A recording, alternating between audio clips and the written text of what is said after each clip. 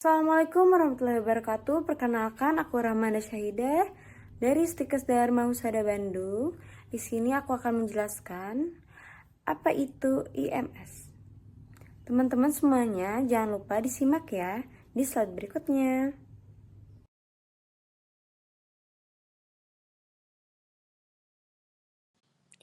IMS atau infeksi menular seksual adalah penyakit infeksi yang utamanya ditularkan melalui hubungan seksual, namun juga bisa menyebar melalui kontak langsung dengan benda yang terkontaminasi, seperti handuk, termometer, jarum suntik, atau cairan tubuh seperti darah, cairan vagina, sperma, dan saliva atau ludah. IMS masih menjadi masalah kesehatan masyarakat global, baik di negara maju maupun berkembang.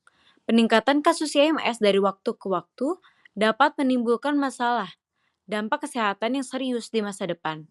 Sayangnya, banyak remaja yang menderita IMS tanpa menyadarinya. Selanjutnya, etiologi. IMS memiliki penyebab yang beragam, dengan gejala, tanda fisik, komplikasi, serta dampak yang mempengaruhi penderita dan keluarganya.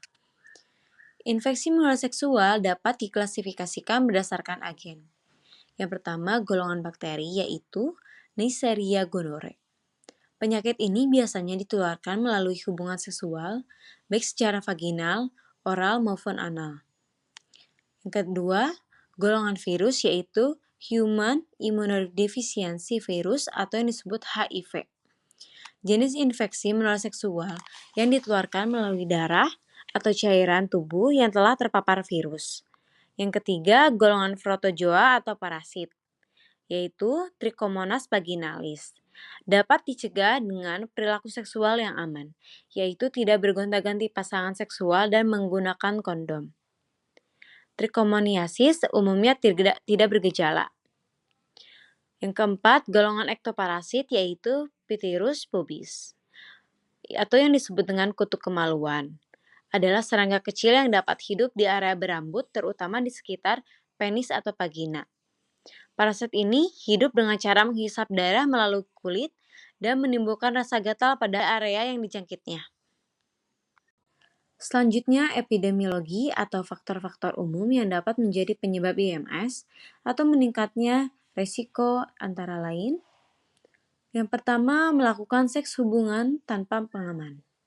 Penetrasi vagina atau anal oleh pasangan yang terinfeksi PMS tanpa memakai kondom dapat meningkatkan resiko terkena penyakit tersebut. Penggunaan kondom yang tidak tepat ataupun terjadi kerusakan juga dapat meningkatkan resiko IMS. Yang kedua, seks oral dengan orang terinfeksi. Infeksi menular seksual nyatanya juga dapat terjadi bila melakukan seks oral atau lewat mulut dengan orang yang terinfeksi penyakit menular seksual tertentu. Yang ketiga, bergonta-ganti pasangan seksual. Sering bergonta-ganti pasangan juga merupakan penyebab PMS yang umum terjadi. Yang selanjutnya, riwayat IMS yang tidak tertangani. Memiliki riwayat infeksi menular seksual sebelumnya yang tidak diobati dengan tepat dan total menimbulkan risiko penyebaran yang berbahaya. Bila orang dengan kondisi ini berhubungan intim, ia bisa menularkan penyakitnya kepada pasangan seksualnya, bahkan bisa sampai ke bayinya jika hamil. Yang selanjutnya, penggunaan alkohol dan obat-obatan terlarang. Konsumsi alkohol yang berlebihan dapat meningkatkan kecenderungan seseorang untuk melakukan hubungan seks yang dapat beresiko. Tanda dan gejala pada IMS. Seperti halnya infeksi atau penyakit apapun, gejala IMS bervariasi, tergantung pada PMS yang dialami. Gejala mungkin muncul dalam beberapa hari setelah terpapar, atau mungkin tidak mengalami gejala apapun selama berminggu-minggu, berbulan-bulan, atau bertahun-tahun. Dan ada kemungkinan tidak mengalami gejala apapun sama sekali. Pedoman Kesehatan Reproduksi Kemenkes pada tahun 2023 mencatat gejala IMS yang sering dijumpai pada remaja dan dewasa muda diantaranya keputihan yang abnormal. Kalian bisa lihat perbedaan keputihan normal dan keputihan abnormal. Yang pertama, keputihan normal berwarna bening atau putih susu, tidak berbau dan teksturnya bisa encer atau sedikit kental.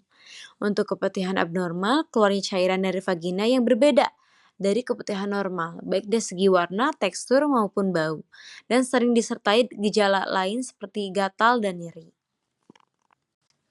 Selanjutnya ada luka sariawan di kelamin, rasa panas atau perih ketika kencing, nyeri perut bagian bawah, keluar cairan nanah dari penis, atau gatal hebat di daerah genital. Itulah tanda dan gejala pada IMS. Selanjutnya dampak dari IMS. Yang pertama, menyebabkan gangguan infertilitas dan gangguan kehamilan. Yang kedua, menyebabkan penyakit radang panggul atau PID. Yang ketiga, meningkatkan resiko terkena penyakit kanker serviks, vulva, penis, anus, dan tenggorokan. Yang keempat, meningkatkan resiko terkena penyakit jantung dan vaskular, terutama bagi penderita penyakit sifilis.